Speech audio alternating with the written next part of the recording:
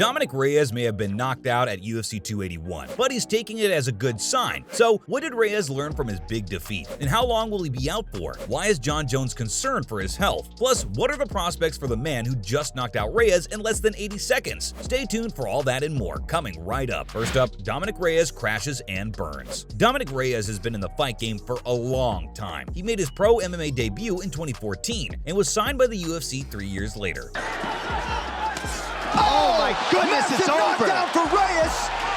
That is it! Reyes continued to build on an undefeated record, smashing through fighters like Cannonier, Ovince St. Preux, and Chris Weidman before hitting a wall. That wall was Jon Jones, arguably the greatest MMA fighter of all time. At UFC 247, the light heavyweight title was on the line, and Reyes took the contest to a decision, but it was unanimous in Jones's favor. Since then, Reyes has never truly recovered. He hasn't won a fight since, losing to Jan Blachowicz and Jiri Prochazka in the build-up to UFC 281, where he faced Ryan Spann. It was a real make-it-or-break-it moment for Reyes, who was not long ago fighting for the title and now struggling to stay in the top 10. On the night, things couldn't have gone worse. Oh my goodness, that is crazy power. Spann knocked Reyes out cold in 80 seconds and had many questioning whether he should continue in the sport. More surprising than the fight was how Reyes responded in defeat. He decided to look on the bright side instead. In an Instagram post, he told his fans, "I was hungry to get my hands raised and push the fight. Another lesson learned. I'll be back. Just have to shake it off and get back in there." Reyes has taken a long break from MMA before, and maybe all he needs is another one. Was it a jab? You got him with a jab.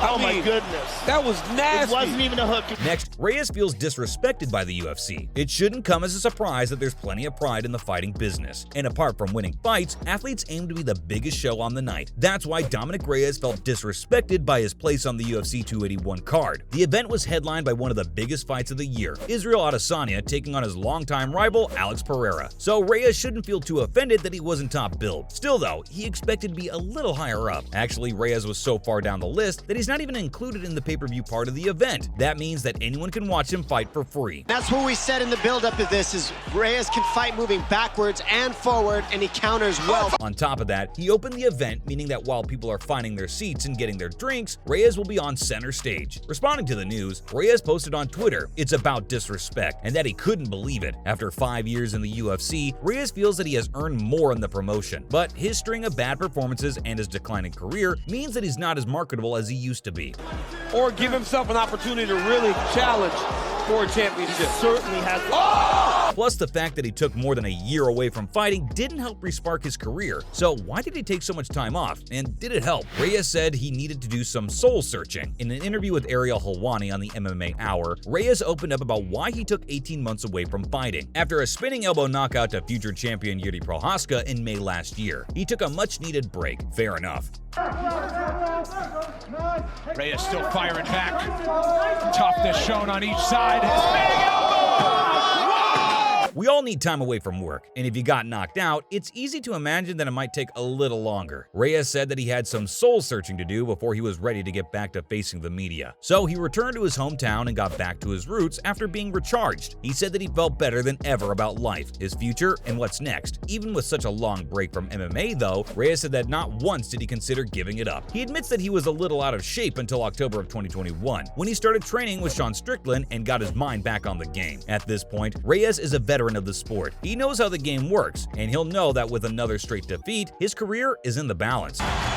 This man came in with all the hype in the world and lives up to it. He may have been within touching distance of the championship belt 4 fights ago, but things change quickly, and there's not always space to keep underperforming fighters around. That means that there's a decent risk of him being axed from the UFC altogether. Up next, why does Daniel Cormier think it's time for Reyes to walk away? And was Jon Jones trolling or genuinely concerned about Dominick's health? So don't go anywhere. The future of Dominick Reyes. It's all well and good for Dominick to want to keep fighting, but one man has much more power over that decision, and that's UFC President Dana White. When asked about what the next step is for Dominick Reyes, he wasn't too optimistic. Dana said that he wasn't sure, but the most important thing was what Dominick wants to do and where he's at mentally. In the build-up to UFC 281, Reyes described himself as Dom 2.0, with better defense, offense, timing, and speed. And his training camp couldn't have been better. He prepared for the fight in California alongside former fighter Glover Teixeira and now middleweight champion Alex Pereira. According to Dominick, that took him out of his comfort zone and prepared him mentally. Well, it obviously didn't prepare him enough. His 4th loss in a row lasted less than a round. And former two-division champion Daniel Cormier thinks it signals the end of the road for Reyes. Cormier said, "Reyes was so close to being the champion. When it starts to turn in the way that it has, it's time for him to walk away." Like many others, Dana White suggested that Reyes hasn't been the same since he lost to Jon Jones. And the man himself had a few things to say after Reyes hit the canvas yet again. Is Jon Jones really worried for Dominick's health? Out of the red corner, a mixed martial artist holding professional record, 12 wins, 3 losses. For fans of striking, the UFC is in a golden age right now. In every division, strikers are taking over. The Patoan powerhouse Alex Pereira just beat stylebender Israel Adesanya, while Leon Edwards cooled Kamaru Usman and Sean O'Malley is climbing up the ranks. But these big hits come with big consequences. As opposed to a submission loss, the effects of a knockout can linger for years or a lifetime. That's why the New York Athletic Commission is forcing most fighters from UFC 281 to take some time off. While Adesanya and Pereira have been told to take at least 30 and 60 days off, Dominick Reyes' huge knockout gave him 90 days of mandatory rest. And the man who set off the Devastator's decline expressed some worry about his state. Responding to a question on Twitter asking whether he felt bad for Reyes, Jones said that he was more like concerned for his health. But Jones had a bigger theory about why Reyes has fallen from the top of the division. He told a fan that he didn't take Dominick's confidence by beating him at UFC 247. The real problem was that Dominick still believed that he won that night. It was one of many comments from the former light heavyweight champion about UFC 281. At 205 pounds, they call him the Devastator, Dominick Reyes. While he's preparing for a jump to the heavyweight division, is Jones really concerned about Dominick's health, or is he a little happy to kick his former rival while he's down? Next, how good is Ryan Spann really? With finishes in 4 of his last 5 wins, Texas's Spann has an undeniable danger factor on fight. While Reyes hits a new low in his career, Ryan Spann is slowly climbing up the light heavyweight rankings. For UFC 281, Spann was hit with penalties after missing weight, forcing the fight to be at catchweight. That's why he called the win bittersweet in his post-fight press conference. 5.6 weight miss, so it's a little bittersweet, but it's all right.